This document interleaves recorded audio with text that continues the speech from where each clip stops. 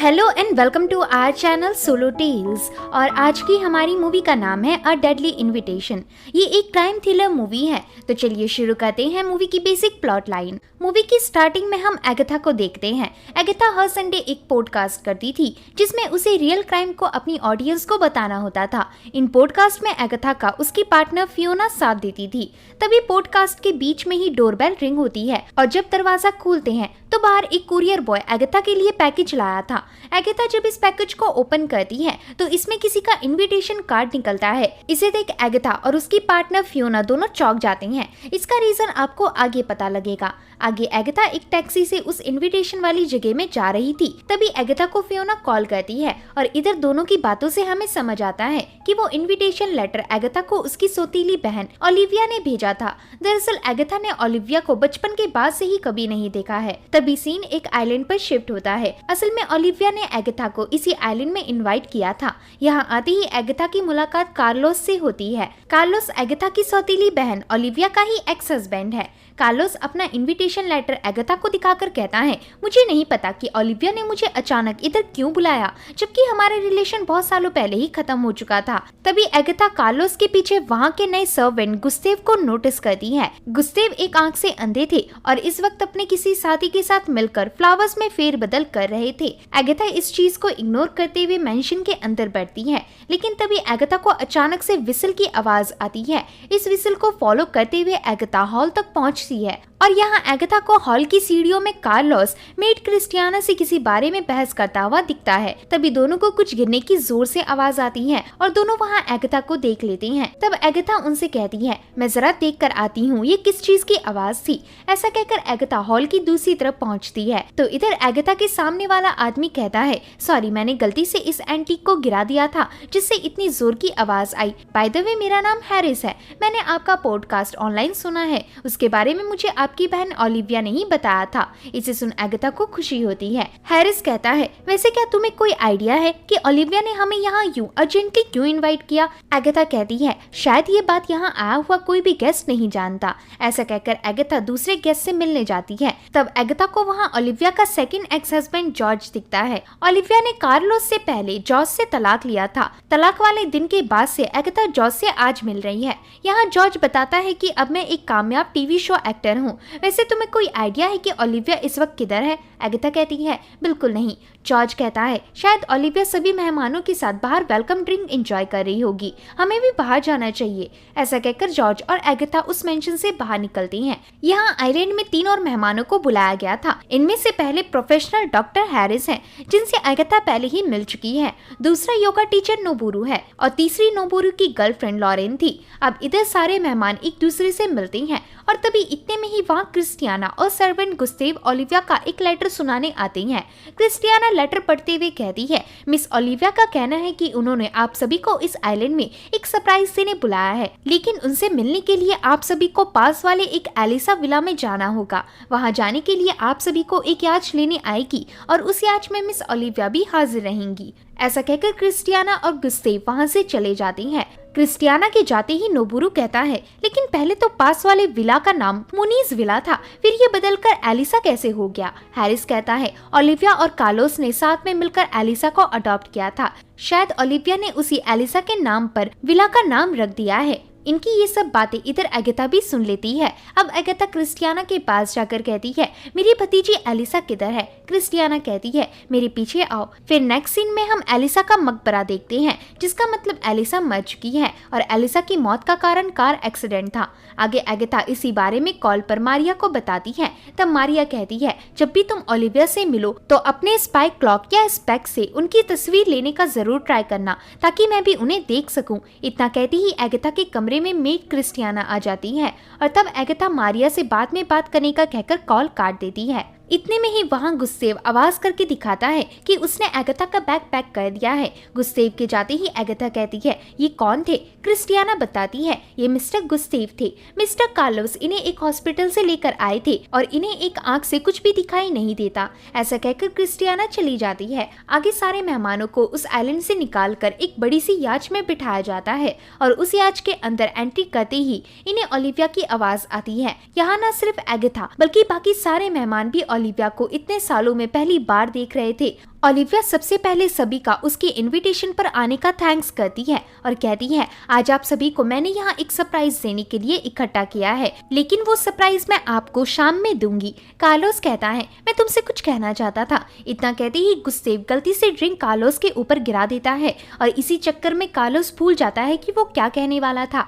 यहाँ ओलिविया इस सब के लिए कार्लोस से माफी मांगती है। आगे बोट में शाम का वक्त हो जाता है और सारे गेस्ट डिनर करने लगते हैं। तभी ओलिविया कहती है हम सभी को अपनी लाइफ का हर एक पल एंजॉय करना चाहिए, क्योंकि किसी को नहीं पता कि कब कौन किस वक्त इस दुनिया को छोड़कर चला जाए। वैसे भी मुझे ऐसा महसूस हो रहा है कि बोट से उतरने से पहले ही हम में से किसी एक का मर्डर हो जाएगा। तो इसे सुन सभी को लगता है कि शायद ओलिविया मजाक कर रही है। ओलिविया कहती है नहीं, मैं सीरियस हूँ। आप सभी मेहमानों के पास एक दूसरे को मार डालने का कोई ना कोई रीजन है, लेकिन कोई एक ही होगा जो किसी को मारने की हिम्मत करेगा। सबसे पहले मेरी बहन एगाथा, क्योंकि अब मेरी बेटी एलिसा मर चुकी है, इसलिए मेरे जाने के बाद एगाथा मेरी संपत्ति की इकलौती मालकिन होगी। और शायद मिस्टर कार्लोस को ये बात अच्छी ना लगे। कार्लोस कहता है कुछ भी मत कहो। ओलिविया कहती है मैं सही कह रही हूँ, वैसे भी हम बीच समंदर में हैं, यहाँ कोई भी किसी को पानी में फेंक कर आसानी से मार सकता है। अगर मैं एगाथा होती तो आज रात मैं अपना कमरा जरूर लॉक करके सोती। इतना कहकर ओलिविया मारिया की तरफ देखती है और यहाँ हमें रिवील होता है कि मारिया पहले कार्लोस की वाइफ थी, लेकिन ओलिविया ने कार्लोस को मारिया से छीन लिया, जिस वजह से मारिया आज तक ओलिविया से नफरत करती है। फिर ओलिविया नोबुरू से कहती है तुम मारिया से सच्चा प्यार करते हो, और क्योंकि मैंने मारिया का दिल दुखाया था इसलिए तुम्हारे पास भी मुझे मारने का बेटर रीजन है। जॉर्ज तुम एक फेमस टीवी एक्टर थे, लेकिन फिर तुमने चलते हुए सेट में असली गन चलाकर खुद का ही करियर स्पॉइल कर लिया। इवन तुम्हारे पास लॉयर को देने तक के पैसे नहीं बचे, इसलिए तुमने कार्लोस से पैसे उधार लिए और अब तक तुम पर कार्लोस का काफी सारा कर्जा है। बट आज रात थोड़ी सी हिम्मत दिखा के तुम उस कर्जे से मुक्त हो सकते हो। खैर अब सिर्फ आखिरी मेंबर बचे हैं, डॉक्टर हैरिस। मिस्टर हैरिस एक वक्त पर कार्लोस के हॉस्पिटल में काम करते थे, लेकिन अचानक से इन्होंने वहाँ काम करना छोड़ दिया। इसके पीछे का रीजन सिर्फ मैं जानती हूँ। ऐसा कहकर ओलिविया वहाँ से चली जाती है और यहाँ टेबल में सभी को सांप सूंघ जाता है, यानी सभी एकदम से खामोश हो जाते हैं।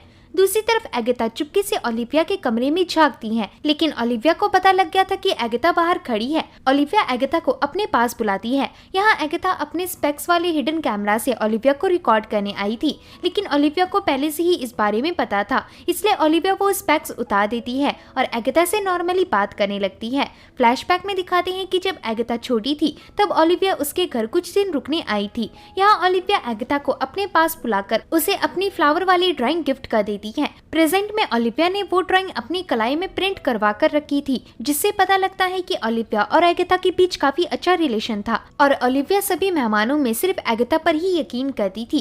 रात में एगाथा अपनी पार्टनर फियोना को मैसेज कर रही होती है, लेकिन इधर इंटरनेट काफी वीक होता है। तभी एगाथा को वहाँ कार्लोस और मारिया की आवाज आती है। यहाँ मारिया कह रही थी कि मुझे तुमसे 1 मिलियन चाहिए। वैसे भी ओलिविया से शादी करने से पहले तुमने मुझसे पैसे देने का प्रॉमिस किया था। कार्लोस कहता है हाँ, लेकिन अब मेरा माइंड बदल गया है। मारिया कहती है तुम इस तरह मुझे धोखा नहीं दे सकते। इतना कहते ही एगाथा को फियोना का नोटिफिकेशन आ जाता है, जिसकी आवाज वह दोनों भी सुन लेते हैं और तब एगाथा वहां से भाग जाती है। लेकिन यहाँ इन दोनों को डर लग रहा था कि कहीं एगाथा ने कुछ सुन तो नहीं लिया। रात में एगाथा को सोते वक्त कुछ गिरने की आवाज आती है। फिर एगाथा जैसे ही कमरे से बाहर निकलती है तो वहाँ उसे जॉर्ज दिखता है। जॉर्ज बालकनी की तरफ इशारा कर रहा था। फिर जब सभी बालकनी की तरफ देखते हैं तो वहाँ उन्हें ओलिविया की लाश दिखती है। इसे देख सभी शॉक में चले जाते हैं। यहाँ डॉक्टर हैरिस चेक करके बताता है कि ओलिविया शायद बालकनी से गिरने की वजह से मर चुकी है। इसे देख कार्लोस पुलिस को बुलाने कहता है, लेकिन कैप्टन बताता है कि हम बीच समंदर में हैं, यहाँ कोई पुलिस वाला नहीं। इतना कहते ही कैमरा ओलिविया की लाश पर जूम होता है और इसी के साथ सीन अगली सुबह शिफ्ट होती है। एगाथा अभी तक ओलिविया की लाश को घूरे जा रही थी, तभी डॉक्टर वहाँ आकर एगाथा को सहारा देता है और इतने में ही ओलिविया के आइलैंड से कुछ फटने की आवाज आती है। आगे उस आइलैंड में ओलिविया की लाश को पैक करके पुलिस वाले ले चलती हैं। दोस्तों इस आइलैंड में काफी कम पुलिस वाले थे। यहाँ शिप का कैप्टन एगाथा से कहता है हमें किसी की हेल्प मांगने के लिए कॉल करना चाहिए। तभी मेट क्रिस्टियाना कहती है सॉरी, लेकिन आइलैंड का इकलौता इंटरनेट टावर फट चुका है, बट पास में एक फोन बूथ है, तो अगर किसी को किसी का नंबर याद है तो वो कॉल कर सकता है। तब कार्लोस कैप्टन के पास आकर कहता है मैं इस आइलैंड को छोड़कर जा रहा हूँ, अगर आपको मुझसे कुछ जानना है तो आप मुझे कांटेक्ट कीजिएगा। कैप्टन कहता है इस आइलैंड को छोड़कर कोई नहीं जाएगा क्योंकि मर्डर बीच समंदर में हुआ था। सिर्फ आपके और मेरे अलावा कोई मौजूद नहीं था, इसीलिए आप सभी पर इस मर्डर का बराबर शक है। कार्लोस कहता है, आप मेरी बात समझ नहीं रहे हैं, इस वक्त मेरा हॉस्पिटल जाना बहुत जरूरी है। कैप्टन कहता है, तो आप लैंडलाइन से कॉल करके हॉस्पिटल में किसी हेल्पर को भेज दीजिए, लेकिन इस आइलैंड से खूनी का पता चलने तक कोई नहीं जा सकता। इसे सुन कार्लोस वहाँ से चला जाता है। अब कैप्टन सभी से कहता है, आप सभी हवेली के अंदर जाएं, हम वहाँ पहुंचकर आप सभी को सिचुएशन के बारे में आगाह करेंगे।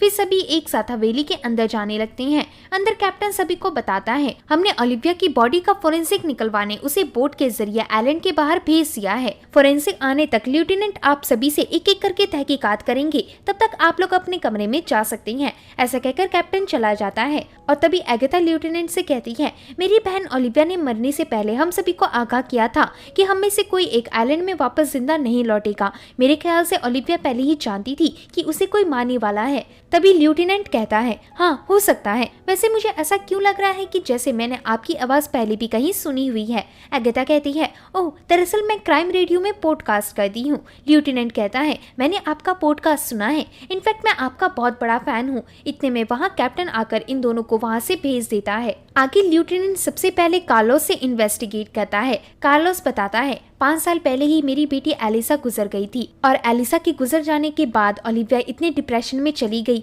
कि उसने कमरे से बाहर निकलना और घर का कोई भी काम करना छोड़ दिया था, जिस कारण सारा काम मुझे संभालना पड़ता था और इसलिए मैंने ओलिविया से डिवोर्स लेने का फैसला किया क्योंकि उस वक्त मेरी मुलाकात एक दूसरी औरत से हो गई थी। एगाथा कहती है, लेकिन उस लेडी के साथ रहने के लिए आपके पास पैसे नहीं थे, इसलिए आप ओलिविया की जिंदगी में वापस आए ताकि उनकी जायदाद पा सको। कार्लोस कहता है, ऐसा कुछ नहीं है, मुझे बस ओलिविया की फिक्र थी। इस पर ये दोनों बहस करने लगते हैं। तभी अचानक इन्हें गोली चलने की आवाज आती है। दरअसल यहाँ कोई नोबुरो के कंधे में गोली चलाकर भाग गया था, लेकिन डॉक्टर कहता है नोबुरो खतरे से बाहर है। वैसे वो गोली आई कहाँ से थी? तो नोबुरो दरवाजे की तरफ इशारा करता है। इसे देख एगाथा सामने वाले कबर्ड की तरफ बढ़ती है और कहती है, शायद इस कबर्ड में गन है क्योंकि गन पाउडर की स्मेल यहीं से आ रही है। ऐसा कहकर एगाथा जैसे ही कबर्ड खोलती है तो कबर्ड के अंदर उसे एक सीक्रेट लॉकर मिलता है जिसमें गन जैसी चीज आसानी से रखी जा सकती थी। इसे देख कार्लोस कहता है, इस कबर्ड के बारे में तो मुझे भी नहीं पता था। तभी इतने में एगाथा को उसी कबर्ड में एक दूसरा सीक्रेट दरवाजा दिखता है और एगाथा उसके अंदर चली जाती है, जिसे देख लेफ्टिनेंट भी एगाथा के पीछे बढ़ता है। और यहाँ हम देखते हैं कि ओलिविया ने इस कबर्ड के पीछे पूरा एक खुफिया बेसमेंट बना रखा था। एगाथा इस बेसमेंट को देख ही रही होती है कि तभी लेफ्टिनेंट कहता है, तुम्हें यहाँ छानबीन करने की परमिशन नहीं है। तो एगाथा लौट कर लेफ्टिनेंट के पास वापस आती है। लेफ्टिनेंट आगे कहता है, मेरे ऑफिस में एक डिटेक्टिव की जॉब खाली है, अगर मैंने इस केस को अच्छे से सॉल्व कर दिया तो वो लोग इस जॉब के लिए मुझे रिकमेंड करेंगे। एगाथा कहती है, पर मैं इसमें क्या मदद कर सकती हूँ? लेफ्टिनेंट कहता है, मैंने ऑब्जर्व किया है कि तुम कुछ भी परखने में काफी माहिर हो, तो तुम मेरे साथ मिलकर किलर को ढूंढ सकती हो। एगाथा कहती है, लेकिन अगर मैं ही किलर निकली तो? लेफ्टिनेंट कहता है, ऐसा नहीं हो सकता, मुझे तुम पर पूरा यकीन है। तो यहाँ ये दोनों मिलकर इस केस को सॉल्व करने की डील करते हैं और जल्दी से कब्र से बाहर निकलकर मेहमानों के सामने जाती हैं। लेफ्टिनेंट मेहमानों से कहता है, मिस एगाथा ने मुझे कन्विंस कर लिया है कि मैं आप सभी का इस आइलैंड में ज्यादा वक्त ना जाया करूं। उसके लिए मुझे आप सभी के कॉर्पोरेशन की जरूरत पड़ेगी। मैं आप सभी के कमरे में बारी बारी आप लोगों का बयान लेने आऊंगा और हम असली किलर को 2 दिन के अंदर पकड़ लेंगे। मारिया कहती है, पर अगर हमने कॉपरेट नहीं किया? लेफ्टिनेंट कहता है, तो आपको इस आइलैंड में कई हफ्ते गुजारने पड़ सकते हैं। खैर, मुझे आप सभी के बयानों को लिखने के लिए किसी एक असिस्टेंट की जरूरत पड़ेगी। तो इस पर एगाथा जल्दी से अपना हाथ उठाती है क्योंकि यही इन दोनों का प्लान था। अब लेफ्टिनेंट सबसे पहले तहकीकात करने के लिए घर के सर्वेंट गुस्तेव को चुनता है। फिर ये दोनों गुस्तेव के कमरे में जाती हैं। यहाँ गुस्तेव बैठा होता है। लेफ्टिनेंट गुस्तेव से कहता है, ओलिविया के मर्डर के वक्त आप कहाँ थे? गुस्तेव कहता है, सभी मेहमानों की याच में बैठते ही मैं दूसरे बोट से आइलैंड की तरफ वापस जाने लगा था क्योंकि मुझे याच में ज्यादा देर रहना पसंद नहीं। लेफ्टिनेंट कहता है, और इसके बाद? गुस्तेव कहता है, इसके बाद मैं इसी आइलैंड में आकर कुछ देर फोन पर टाइम पास करके सो गया, लेकिन फिर जब मेरी आंखें खुली तो मैंने आइलैंड के इकलौते टावर को फटते हुए देखा। शायद टावर के फटने का कारण शॉर्ट सर्किट होगा। एगाथा कहती है, मैं आपसे कुछ पूछ सकती हूँ, आपने ओलिविया के लिए कब से काम करना शुरू किया था? गुस्टेव कहता है, दरअसल ओलिविया के एक्स हस्बैंड मिस्टर कार्लोस ने मुझे 5 साल पहले हायर किया था। उस वक्त मुझे कोई नौकरी नहीं दे रहा था क्योंकि एक कंस्ट्रक्शन साइट में काम करते वक्त मैंने अपनी आंख खो दी थी। एगाथा कहती है, और आपको मिस्टर कार्लोस ने काम पर कब रखा था? गुस्टेव कहता है, आज से 10 साल पहले। एगाथा कहती है, वैसे मिस ओलिविया आपसे कल गार्डन वाले फ्लावर्स बदलने का काम कब से करवा रही थी? गुस्टेव कहता है, उन्होंने ये काम मुझे सिर्फ कल ही अचानक से करने को बोला था। अब इसके पीछे का रीजन मैं भी नहीं जानता। तो ये सारी बातें एगाथा अपनी डायरी में नोट कर लेती है। फिर एगाथा उस आइलैंड वाले फोन बूथ में जाकर जल्दी से फियोना को कॉल करके उसे ओलिविया के मर्डर के बारे में बताती है, जिसे सुन फियोना शॉक हुई थी। एगाथा आगे कहती है, पता नहीं कैसे लेकिन इस आइलैंड का टावर भी टूट गया है, जिससे मैं ऑनलाइन इस आइलैंड के किसी भी व्यक्ति के बारे में पता नहीं कर सकती, इसलिए मैं चाहती हूँ कि ये काम मेरे लिए तुम करो। ऐसा कहकर एगाथा फियोना को सारे सस्पेक्ट के नाम बताती है और फियोना इसे लिख लेती है। एगाथा कहती है, इनकी डिटेल्स मांगने के लिए मैं तुम्हें दोबारा से कॉल करूंगी। ऐसा बोलकर एगाथा कॉल कट कर देती है। आगे लेफ्टिनेंट सभी मेहमानों के लिए खाना लाता है। कार्लोस कहता है, तुम बोट से हमारे लिए खाना सप्लाई करवा सकते हो, तो तुम हमें हमारे घर क्यों नहीं छोड़ देते? जॉर्ज कहता है, सही कहा, हमें आइलैंड के बाहर बहुत सारा काम है, मेरा पूरा क्रू मेरी राह देख रहा होगा, और वैसे तुमने एगाथा को ही अपना पार्टनर क्यों चुना? लेफ्टिनेंट कहता है, क्योंकि जिस वक्त नोबुरो पर गोली चली थी उस वक्त एगाथा मेरे सामने थी, मतलब एगाथा किलर नहीं है। ऐसा कहते हुए लेफ्टिनेंट को आइडिया आता है। लेफ्टिनेंट कहता है, वैसे आप सभी गन शॉट के वक्त कहाँ थे? मारिया कहती है, मैं नोबुरो के साथ उसके कमरे में थी। जॉर्ज कहता है, मैं भी अपने कमरे में था, कई लोगों ने मुझे हादसे के वक्त कमरे से बाहर निकलते हुए भी देखा था। इसे सुन एगाथा लेफ्टिनेंट के कान में कुछ कहती है और लेफ्टिनेंट कहता है, मिस क्रिस्टियाना, डॉक्टर और मिस्टर कार्लोस, आप तीनों हादसे के वक्त अपने कमरे की जगह हॉल के आसपास थे, इसलिए आप तीनों मेरे साथ आइए। आगे क्रिस्टियाना कमरे में बताती है कि मैं उस हादसे के वक्त हॉल में सफाई कर रही थी और मैंने यहाँ इस कमरे में रखी इस पुश्तैनी गन को भी साफ किया था। ये गन असल में मिस्टर कार्लोस के ग्रैंडफादर की है और मिस्टर कार्लोस अक्सर इससे निशाना लगाया करते थे, लेकिन अचानक इस गन को साफ करते वक्त मुझे कहीं से दूसरी गन की चलने की आवाज आ गई। लेफ्टिनेंट कहता है, मगर गन रहते हुए भी किलर नोबुरो पर सही से निशाना नहीं लगा पाया, इसका मतलब किलर निशानेबाजी में नौसिखिया है। कार्लोस कहता है, भले ही वो नौसिखिया हो, लेकिन उसके पास खुद की एक दूसरी गन है, इसलिए बेहतर रहेगा कि हम इस आइलैंड से चले जाएं। ऐसा कहकर कार्लोस और डॉक्टर अपना बैग उठाते हैं, लेकिन तभी डॉक्टर का बैग गिर जाता है। तब एगाथा डॉक्टर की हेल्प करने उसके पास बढ़ती है। तभी यहाँ एगाथा को पता लगता है कि डॉक्टर के पास मॉर्फिन थी। डॉक्टर कहता है, क्या पता इसकी जरूरत पड़ जाए। तभी क्रिस्टियाना कहती है, कुछ दिनों से मेरे पैर में दर्द हो रहा है और मुझे पेन किलर की बहुत जरूरत है, डॉक्टर क्या आप मेरे साथ आ सकते हैं? तो डॉक्टर, क्रिस्टियाना और कार्लोस उस कमरे से चले जाती हैं। तभी एगाथा उस कमरे से बाहर निकलकर बालकनी से सभी गेस्ट पर एक नजर डालती है और सभी से कहती है, मुझे नहीं लगता कि किलर नोबुरो को मारने आया था, मेरे ख्याल से किलर बस हमारा ध्यान भटकाना चाहता था। कार्लोस कहता है, तुम्हें ऐसा क्यों लगता है? तब एगाथा नीचे आकर कहती है, ये सब असल में ओलिविया के गेम का हिस्सा है। ओलिविया का मर्डर कोई पुलिस नहीं बल्कि सिर्फ हम लोग ही सॉल्व कर सकते हैं। ओलिविया ये बात जानती थी, इसलिए उसने हमें एक साथ इस आइलैंड में बुलाया। साथ ही ओलिविया ने हिंट देने के लिए जानबूझकर हमारे आते ही रेड फ्लावर्स को वायलेट फ्लावर्स में चेंज करवाया। जरूर इस वायलेट रंग का कोई मीनिंग है। कार्लोस कहता है, ये सब बकवास की बातें हैं, लेकिन जॉर्ज कहता है, शायद एगाथा सही कह रही है, एक एक्टर होने की वजह से मैं सारे कलर्स को अच्छे से जानता हूँ। वायलेट कलर अक्सर पावर और एम्बिशन को दर्शाता है। एगाथा कहती है, हाँ, लेकिन ईस्टर्न एशिया के कल्चर में वायलेट कलर प्यार, न्याय और माफ करने का प्रतीक है। जरूर ओलिविया की हम में से किसी से बहुत गहरी दुश्मनी थी और ओलिविया वायलेट कलर से ये दर्शाना चाहती थी कि उसने अपने उस दुश्मन को माफ कर दिया है। मारिया कहती है, यानी ओलिविया को पहले से ये असली खूनी का पता था? एगाथा कहती है, हाँ, लेकिन कुछ सही से नहीं कह सकते कि वो कातिल होगा। क्या पता ओलिविया जिसे सोच रही थी वो खूनी ना निकले। तो यहाँ कार्लोस फिर से इस बात को नॉनसेंस समझता है, जिस वजह से ओलिविया और कार्लोस की दोबारा बहस हो जाती है, लेकिन लेफ्टिनेंट इन्हें किसी तरह शांत कराता है। आगे ये लोग तहकीकात जारी रखते हुए जॉर्ज को बुलाते हैं। जॉर्ज बताता है कि ओलिविया के मर्डर वाली रात मुझे नींद नहीं आ रही थी, इसलिए मैं अपने कैबिन में अपने एक कैरेक्टर की तैयारी कर रहा था। तभी मुझे ऊपर से किसी की फुसफुसाने की आवाज आई और जब मैंने ऊपर जाकर देखा तो वहाँ ओलिविया बालकनी से नीचे देखकर किसी आदमी से बात कर रही थी, लेकिन मैं उस आदमी को नहीं देख पाया। फिर ये दोनों नोबुरो के कमरे में होती हैं। नोबुरो यहाँ हाथ से चावल खा रहा होता है। एगाथा कहती है, आप एग्जैक्टली कहाँ के रहने वाले हो? नोबुरो कहता है, वैसे मैं मैक्सिकन हूँ, लेकिन मैंने अपनी जिंदगी के 6 साल इंडिया में बिताए हैं, इसलिए मेरा एक्सेंट औरों से थोड़ा अलग है। एगाथा कहती है, ओलिविया ने आपको यहाँ इनवाइट किया था, यानी ओलिविया आपको जानती थी, पर कैसे? नोबुरो कहता है, ये तो मुझे भी नहीं पता, इवन मैं आज से पहले ओलिविया से कभी भी नहीं मिला था, लेकिन हाँ, हो सकता है कि ओलिविया मुझे मारिया की वजह से जानती हो। दरअसल मैं और मारिया कुछ सालों पहले मेरे जिम में मिले थे। वहाँ मारिया अक्सर क्लास स्टैंड करने आया करती थी, जिससे हमारे बीच प्यार पनपने लगा। ऐसा कहकर नोबुरो उन्हें अपने जिम का कार्ड देता है। इस कार्ड में नोबुरो के नाम के आगे जी लेटर लिखा हुआ था। ये कार्ड देकर नोबुरो वहाँ से चला जाता है। फिर सीन कट होकर कार्लोस पर शिफ्ट होता है। कार्लोस बताता है कि मर्डर वाली रात बोट में मैं और मारिया मेरे परफ्यूम के बारे में बात कर रहे थे। मारिया को गलतफहमी है कि उसने मेरे परफ्यूम में मेरे साथ इन्वेस्ट किया था, इसलिए मारिया को मेरे परफ्यूम के शेयर का आधा हिस्सा चाहिए। आगे इस बारे में मारिया से पूछा जाता है, तब मारिया कहती है, हाँ, उस परफ्यूम को बेचने में मैं और कार्लोस पार्टनर थे, लेकिन कार्लोस ने मुझे आज तक उस परफ्यूम की पार्टनरशिप नहीं दी।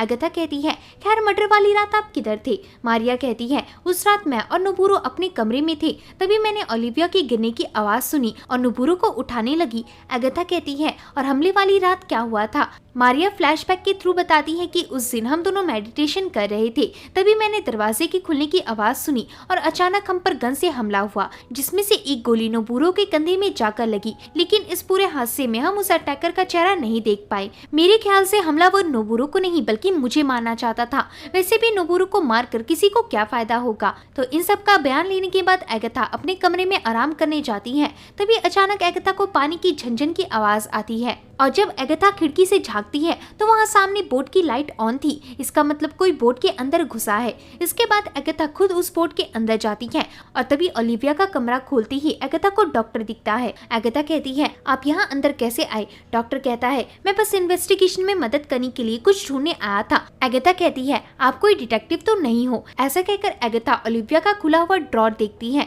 तो वहाँ ड्रॉर में कैंसर की दवाइयाँ थी। डॉक्टर कहता है, ओलिविया नहीं चाहती थी कि किसी को उसकी इस बीमारी का पता लगे, तो इसे सुन एगाथा ओलिविया के ड्रॉर में रखा पर्स चेक करती है और तभी पर्स में उसे छोटे बच्चों के सर्टिफिकेट दिखते हैं। डॉक्टर कहता है, इतने सारे डेथ सर्टिफिकेट ओलिविया के पर्स में क्या कर रहे हैं? एगाथा कहती है, इस बारे में किसी को मत बताना। आगे एगाथा उन सर्टिफिकेट में लिखे बच्चों के नाम फियोना को कॉल पर बताकर कहती है, ये सारे बच्चे हॉस्पिटल में डिलीवर होते ही मर गए थे। आखिर इन मरे हुए बच्चों का ओलिविया से क्या कनेक्शन था, पता करो। इतना कहते ही एगाथा को अपने सामने कुछ दिखता है। दरअसल सामने गुजमैन फैमिली की मैगजीन थी, जिन्हें कई सालों से बच्चा नहीं हो रहा था। एगाथा कॉल में वापस कहती है, एक बार जरा गुजमैन फैमिली और उसकी वाइफ क्लारा के बारे में भी सर्च करके मुझे बताओ।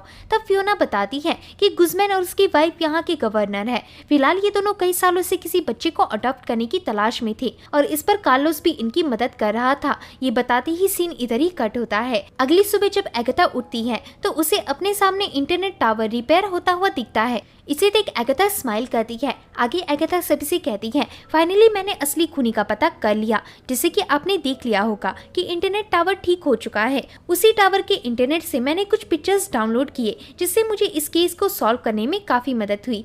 सबसे पहले मैं नोबुरो से पूछना चाहूंगी कि उनके नाम के पीछे वाले जी का क्या मतलब है। नोबुरो कहता है, उस जी का मतलब है नोबुरो गार्शिया, यानी मेरा सरनेम। एगाथा कहती है, गलत। पता है, कल रात मैंने अपनी भतीजी एलिसा पर कुछ रिसर्च की, जिससे मुझे पता लगा कि एलिसा मेरी बहन ओलिविया की नहीं बल्कि रेनाटा नाम की एक लेडी की बायोलॉजिकल बेटी थी। लेकिन रेनाटा से ऐसा कहा गया था कि उसकी बेटी एलिसा जन्म लेने से पहले ही मर चुकी है। इस बात का रेनाटा को इतना सदमा लगा कि उसने छत से कूदकर अपनी जान ले ली। शायद ये खबर सुनकर मिस्टर नोबुरो आपको कुछ याद आया हो। खैर, रिसेंटली मेरे कहने पर मेरी पार्टनर ने इस पूरे हादसे का डिटेलिंग से पता किया और पता लगा कि रेनाटा का भाई रोमेरो गोडे उस हॉस्पिटल में रेनाटा को लगातार देखने आता था। इवन रेनाटा के डिलीवरी के वक्त रोमेरो ने रेनाटा के एडमिट फॉर्म में भी साइन किए थे। नोबुरो कहता है, लेकिन तुम ये सब मुझे क्यों बता रही हो? एगाथा कहती है, क्योंकि तुम ही रेनाटा के भाई रोमेरो गोडे हो। ऐसा कहकर एगाथा नोबुरो को उसकी पुरानी तस्वीर दिखाती है, जिसमें नोबुरो शेफ की ड्रेस में था।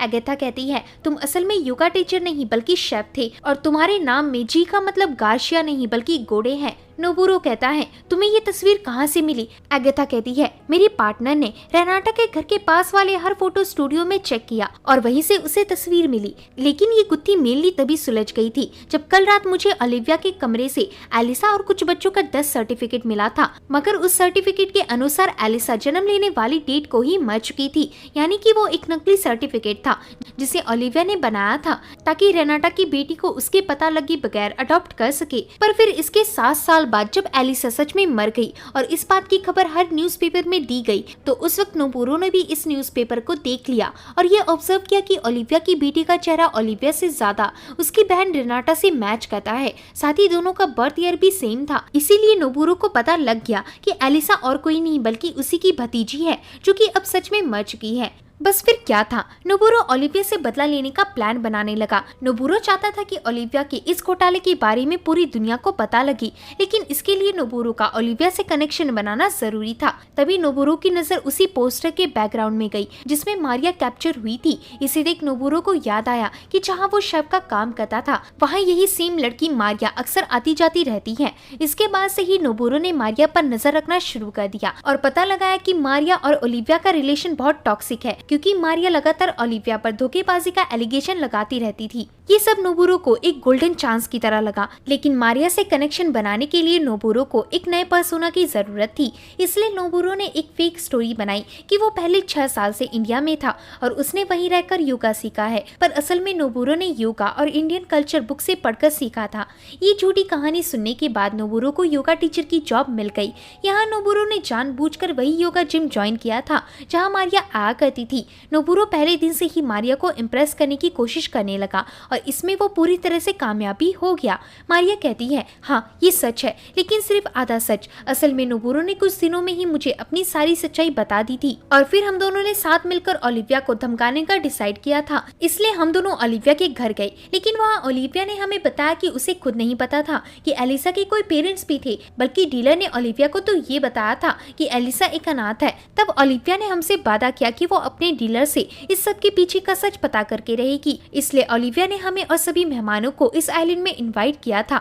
ओलिविया का कहना था कि उसे धोखा देने वाला डीलर इसी आइलैंड में कहीं मौजूद है।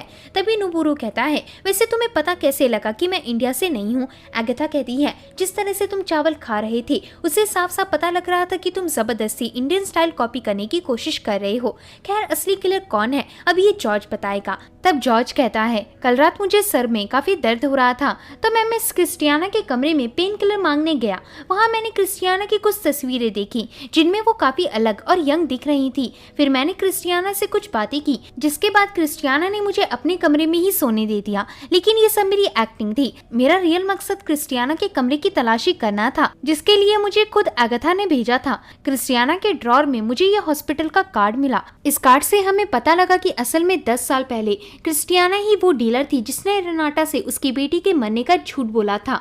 तभी सारे गेस्ट चौंक जाते हैं, क्योंकि इधर क्रिस्टियाना ने पकड़े जाने पर सब पर गन तान दी थी। लेकिन अगथा कहती है, हमें कुछ नहीं होगा क्योंकि मैंने यहाँ की सारी गन से बुलेट पहले से ही निकाल दिए हैं। तो इसे सुन लेफ्टिनेंट क्रिस्टियाना के पास जाकर उससे गन छीन लेता है।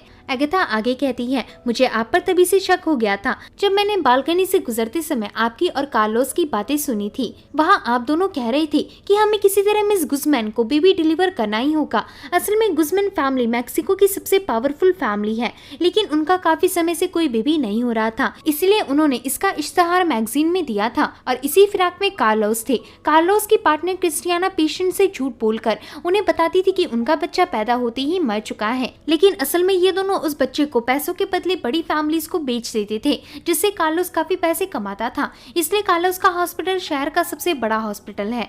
तभी इतने में ही वहाँ कैप्टन आ जाता है। तब लेफ्टिनेंट कैप्टन को कोने में ले जाकर सारी घटना बताता है। इसे सुन कैप्टन अगथा के पास आकर कहता है, अगर क्रिस्टियाना किलर है तो नोबुरो के कंधे पर गोली चलाने वाला कौन था? अगथा कहती है, वो भी मिस क्रिस्टियाना ही थी। दरअसल अपनी बहन को हॉस्पिटल में एडमिट कराने नोबुरो का भी अक्सर वहाँ आना जाना लगा रहता था, और क्योंकि क्रिस्टियाना उसी हॉस्पिटल में काम करती थी, इसलिए क्रिस्टियाना को डर था कि कहीं नोबुरो को एकदम से उसका चेहरा याद ना आ जाए। इसलिए क्रिस्टियाना ने नोबुरो को मारने की कोशिश की। वैसे भी ओलिविया के बाद सिर्फ क्रिस्टियाना ही थी जिसे घर के कोने कोने और उस खुफिया बेसमेंट के बारे में पता था। क्रिस्टियाना ने बेसमेंट के राज से जाकर बगैर किसी के पता लगे वो गन अपनी जगह वापस भी रख दी थी। क्रिस्टियाना कहती है, ये सब साबित करने के लिए तुम्हारे पास क्या सबूत है? तो इसे सुन एगाथा दूसरे कमरे से अपना लैपटॉप लाती है और सभी से कहती है, मैं अपने पॉडकास्ट में तहकीकात करने के लिए इन हिडन कैमरास का यूज करती हूँ। इस पेन जैसे दिखने वाले कैमरा को मैंने लास्ट टाइम नोबुरो के कमरे में फिट किया था। ऐसा कहकर एगाथा उस कैमरे का फुटेज दिखाती है। तब इस फुटेज में क्रिस्टियाना कमरे में आकर गन से गोली चलाते हुए दिखती है और यहाँ सभी को कंफर्म हो जाता है कि क्रिस्टियाना ही असली कातिल थी। तभी क्रिस्टियाना कहती है, मेरा ब्लड प्रेशर लो हो रहा है, मैं बेहोश होने वाली हूँ। इसे सुन लेफ्टिनेंट और डॉक्टर क्रिस्टियाना को सीट पर बिठाते हैं। तब कार्लोस कहता है, क्रिस्टियाना को सख्त ट्रीटमेंट की जरूरत है और तुम मुझे किसी का इलाज करने से नहीं रोक सकते। कैप्टन कहता है, तुम बगल के कमरे में क्रिस्टियाना का इलाज कर सकते हो, लेकिन भागने की कोशिश मत करना क्योंकि ये आइलैंड पुलिस की निगरानी में घिरा हुआ है। तब कार्लोस क्रिस्टियाना को लेकर चला जाता है। तभी कैप्टन एगाथा से कहता है, तो क्या ओलिविया की भी हत्या इसी कार्लोस और क्रिस्टियाना ने मिलकर की थी? एगाथा कहती है, नहीं, मेरे मुताबिक जिसने ओलिविया को मारा था वो खुद ओलिविया ही थी। असल में ओलिविया को एक खतरनाक कैंसर था। जब मैं आखिरी बार ओलिविया के कमरे में गई थी तो ओलिविया अपना विग लगा रही थी ताकि किसी को उसके कैंसर के बारे में पता ना चले। डॉक्टर कहता है, हाँ ये सच है, ओलिविया को बहुत दर्दनाक कैंसर था। वो कैंसर ओलिविया के पूरे शरीर में फैलकर उसे असहनीय दर्द दे रहा था, इसलिए ओलिविया ने एक रात पहले मुझे बताया था कि वो खुदकुशी करना चाहती है। कैप्टन कहता है, लेकिन अब भी मुझे एक बात समझ नहीं आई, जब ओलिविया को क्रिस्टियाना और कार्लोस के इस काले धंधे के बारे में पहले से ही पता लग गया था तो उसने मरने से पहले इस बारे में पुलिस को क्यों नहीं बताया? एगाथा कहती है, क्योंकि मिस्टर कार्लोस को जेल में डालना इतना आसान नहीं था। कार्लोस बहुत पावरफुल था और अमीर लोगों से उसके कनेक्शंस थे, इसलिए वो बहुत जल्द पुलिस से बचकर निकल जाता। इसलिए क्रिस्टियाना ने कार्लोस को इस आइलैंड में बुलाकर ऐसी उलझन क्रिएट की जिससे कार्लोस सही समय पर हॉस्पिटल ना पहुंच पाए।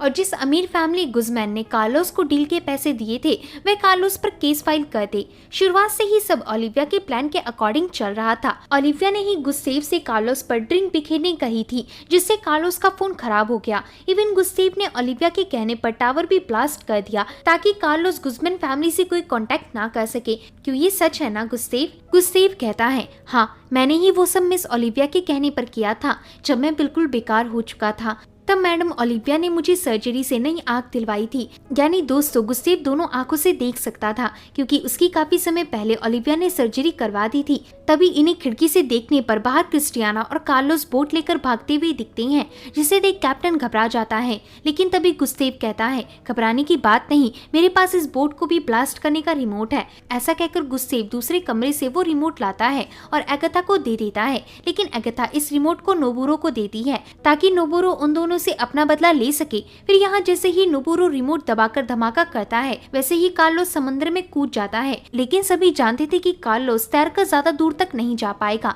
आगे पुलिस आकर कार्लोस को अरेस्ट कर लेती है और लेफ्टिनेंट एगाथा को इस केस को सॉल्व करने की बधाई देता है। फिर बाद में ये सभी मिलकर ओलिविया की कब्र का अंतिम संस्कार करती हैं और सब कुछ वापस से नॉर्मल हो जाता है। तभी एगाथा डॉक्टर को ज्वाइन करती है और उनसे कहती है, अभी भी ये केस पूरी तरह सॉल्व नहीं हुआ क्योंकि ओलिविया का कातिल अभी तक आजाद है। डॉक्टर कहता है, ये क्या कह रही हो? इतने में ही वहाँ फियोना ओलिविया की फोरेंसिक रिपोर्ट लेकर आती है। एगाथा रिपोर्ट पढ़कर कहती है, इस रिपोर्ट के अकॉर्डिंग ओलिविया की मौत हाई डोज ऑफ मॉर्फिन से हुई थी। डॉक्टर बस आप ही थे जिसके बैग में मॉर्फिन पाई गई थी। डॉक्टर कहता है, ओलिविया को दूसरों का राज बहुत पसंद था। आज से 10 साल पहले एक ऑपरेशन करते वक्त मैं पूरी तरह ठीक हालत में नहीं था, जिस वजह से मेरी एक गलती के कारण मेरी पेशेंट मर गई। जब मैंने इस बारे में कार्लोस को बताया तो उसने मुझे कुछ पैसे देकर इस बारे में भूल जाने को कहा, पर मैंने कार्लोस के पैसे एक्सेप्ट नहीं किए। दरअसल कार्लोस को डर था कि कहीं मेरी वजह से उसका हॉस्पिटल बंद ना हो जाए, इसलिए कार्लोस ने मुझे मनाने ओलिविया को भेजा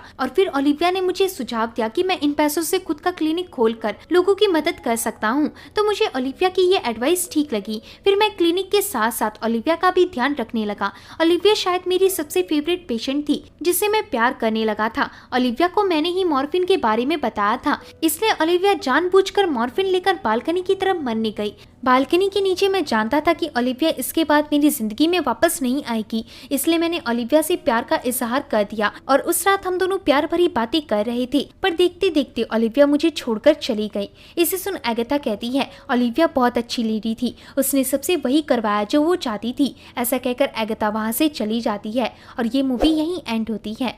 तो होप है कि दोस्तों आपको ये मूवी पसंद आई होगी। अगर वीडियो पसंद आता है तो वीडियो को लाइक और चैनल को सब्सक्राइब करें। मिलते हैं ऐसे ही एक और मज़ेदार वीडियो के साथ। तब तक के लिए आप अपना ख्याल रखें। धन्यवाद।